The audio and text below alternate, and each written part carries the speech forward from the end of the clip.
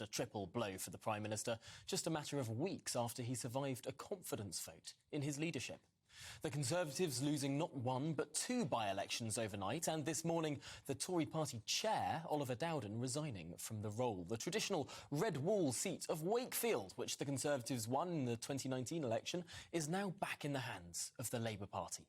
Simon Lightwood defeated the Tory candidate Nadeem Ahmed by 4,925 votes in the poll to overturn a majority of 3,358.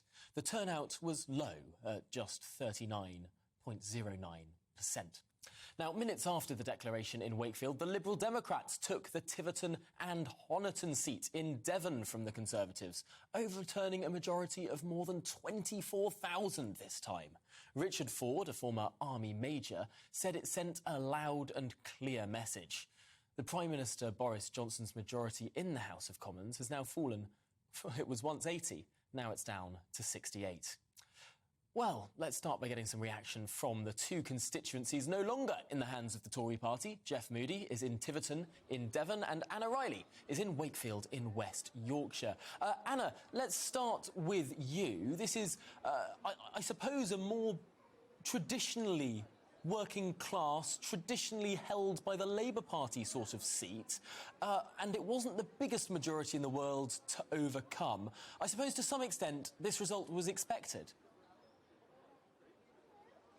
It was, yes, Tom. That's what a lot of the polls were saying, and speaking to people here today, they've said, yes, Labour are in, and that's what we expected. In that 2019 election, a lot of people here wanted Brexit, and that's why they turned to the Conservatives. But speaking to people on the ground about how they voted, they said that Partygate had put them off the Conservative Party. Also, when Simon Lightwood got in, like you say, there was a 39.1% turnout. He said about the Prime Minister, Boris Johnson, your contempt for this country is no longer tolerated. Your government has no ideas, no plan to address the big issues facing our country. And he said that after this election result was announced, that Wakefield had started the next Labour government. Speaking to people here on the ground, it's clear that they're concerned about the cost of living. That's what they want addressing, and they want more investment pumping into the city. There's a lot of empty shops here on the high street. They want more money pumped into the area and investment in transport as well. That's what people are telling me. So that's what they want Simon Lightwood to do now that he's in power. Really, really interesting stuff there. I suppose the other side of the coin, thanks Anna, I should say, but I suppose the other side of the coin now, we turn to Tiverton, which is a seat that has been held by the Conservatives for a very long time. It's what the Liberal Democrats call blue wall territory.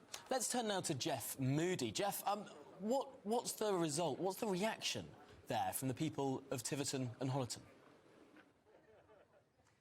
Well, as you'd expect, really. I mean, just half an hour ago, where I am now was surrounded by the activists who were celebrating their incredible victory last night. Incredible, of course, if you support the Liberal Democrats. Not so incredible if you support the Conservatives. In fact, as Sir Ed Davey was making his big speech just now, which you saw a clip of earlier on, a van went past and somebody shouted out the window, "We love you, Boris." So he certainly hasn't been forgotten down here.